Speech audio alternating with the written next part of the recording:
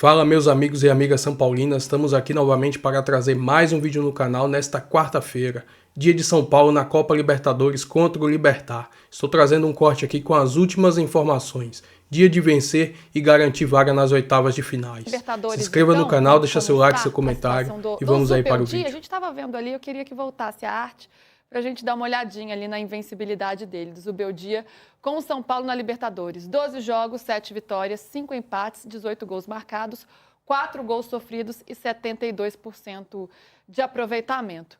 PVC, é uma marca que dá uma confiança para esse time no jogo de hoje, a lista aí completa, desde 2024, dessa invencibilidade do São Paulo. São marcas que dão confiança para esse time? Confiança dá, não dá certeza.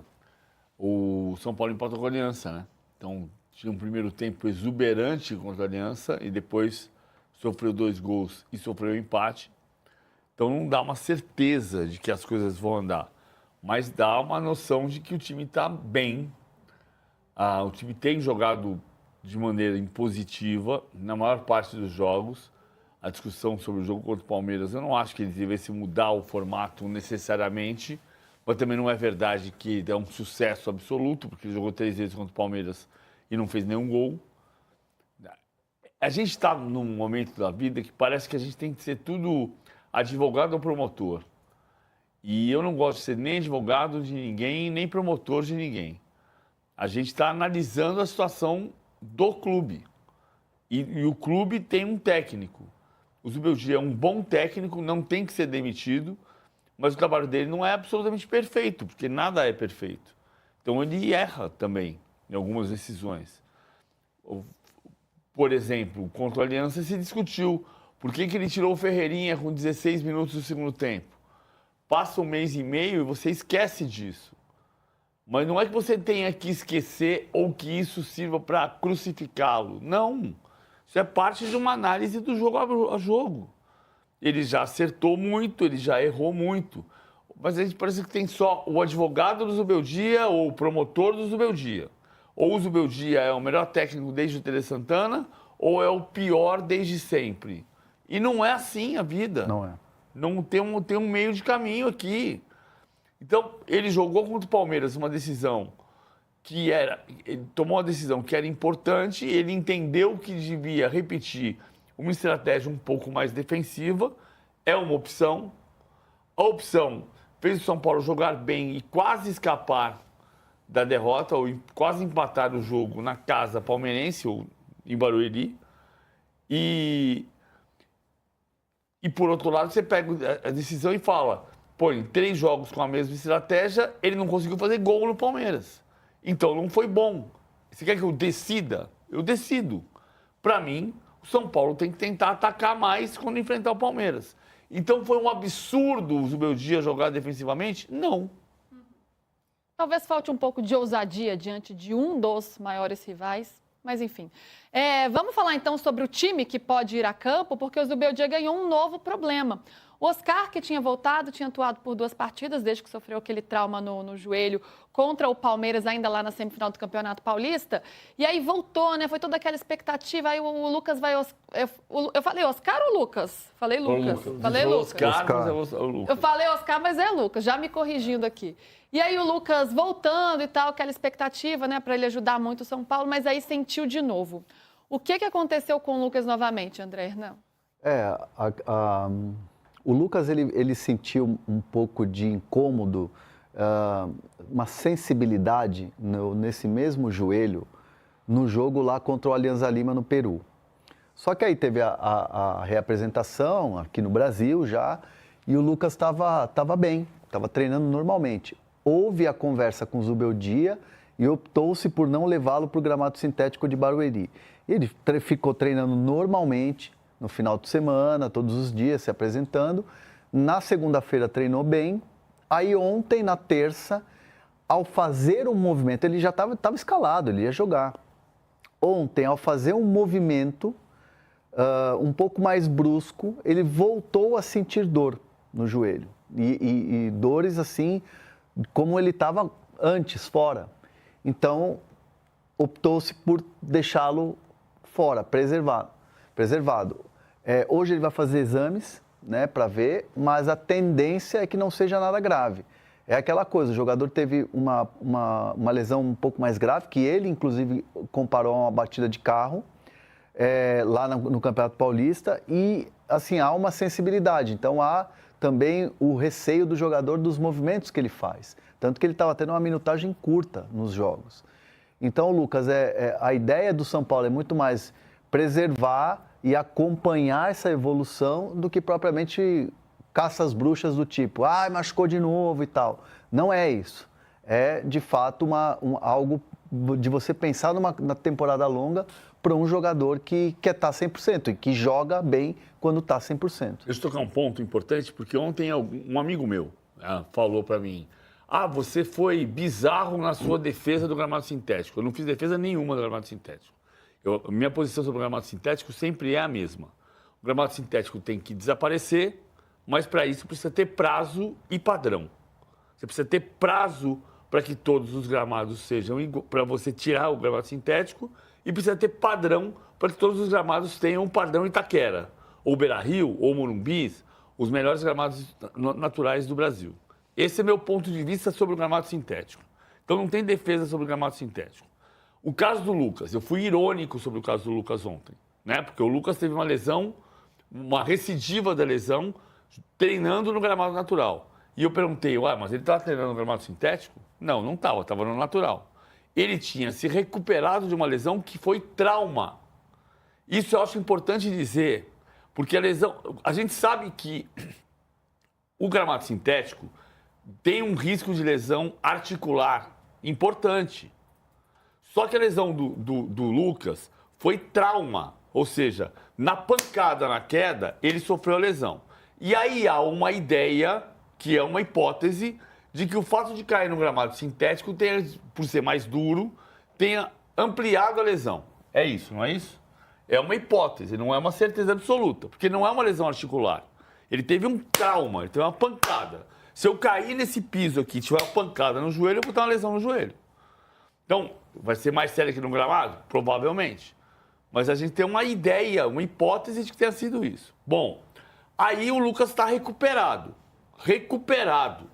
Pode jogar em Barueri.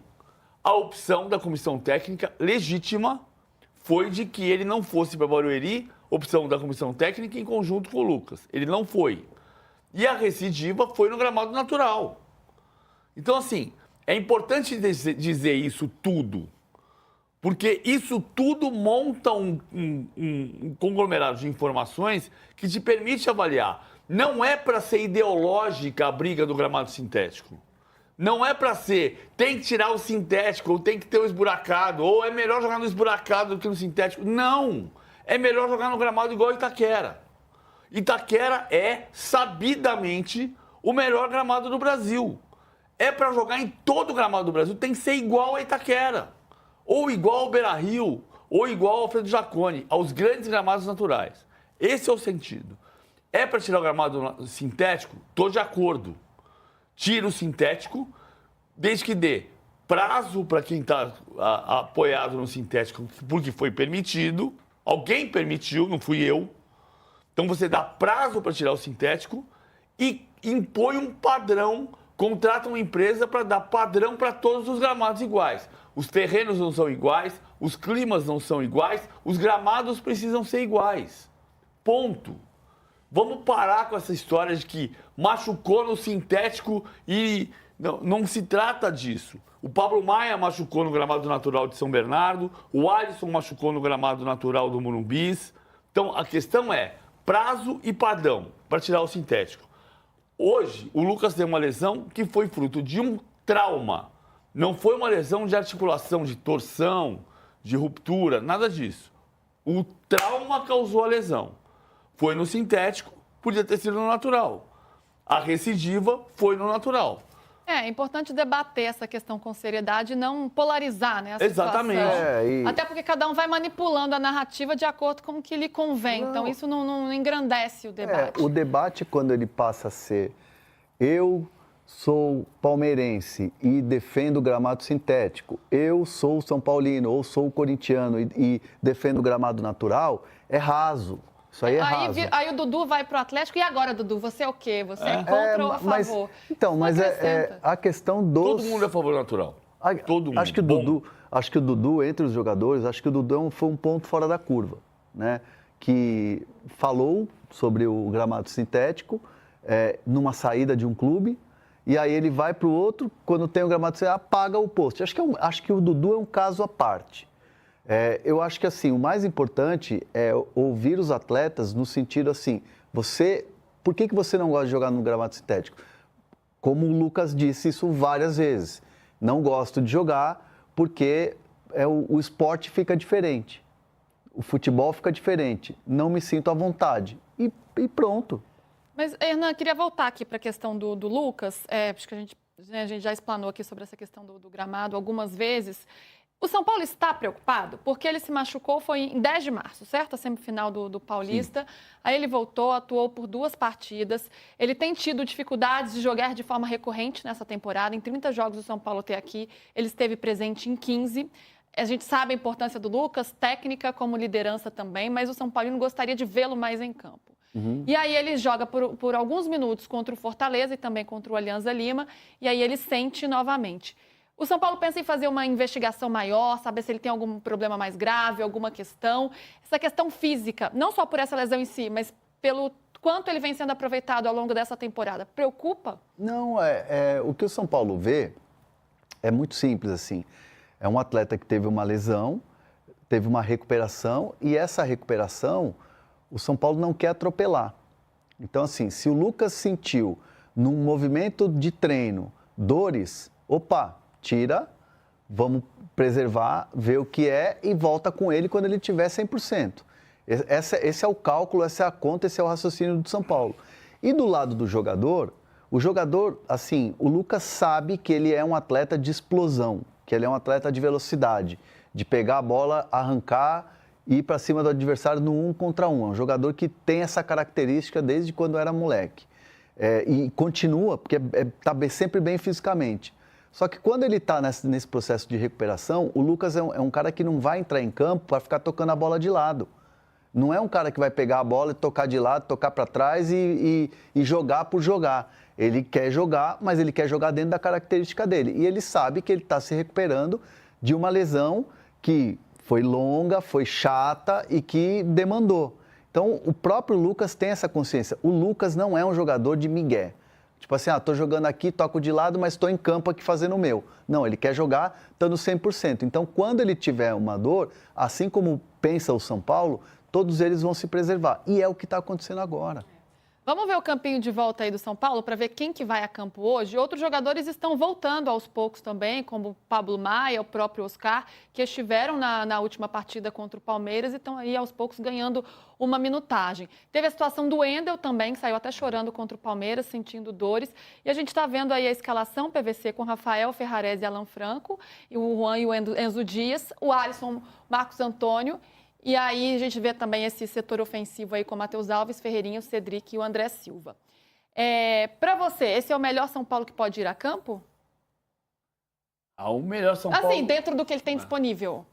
Ele tem o Oscar.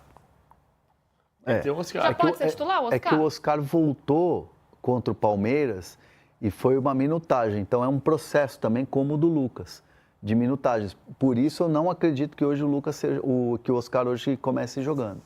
Mas deve entrar durante a partida. O Matheus Alves hoje está melhor que o Oscar. Embora o Matheus Alves tenha uma questão que tem a ver com a idade dele, de ter um jogo extraordinário e um jogo mais ou menos. Né? Ele já fez gol, já deu passe para gol. Contra o Alianza ele jogou bem, contra o Palmeiras não. Então, assim, você vai ter jogos muito bons e outros muito ruins. Isso acontecia com os menudos do Morumbi. Da idade também oscilar, né? Claro, Miller e Silas, oscilava. A primeira de hoje, hein, Nazito? Igual. 2h28, chegou a primeira. Ô Silas, você tá me vendo aqui. Você não oscilava? Oscilava, depois parou de oscilar. Claro, porque quando você é muito jovem, você tem uma capacidade física, técnica e mental diferente de quando você tem 27 anos de idade. É natural isso.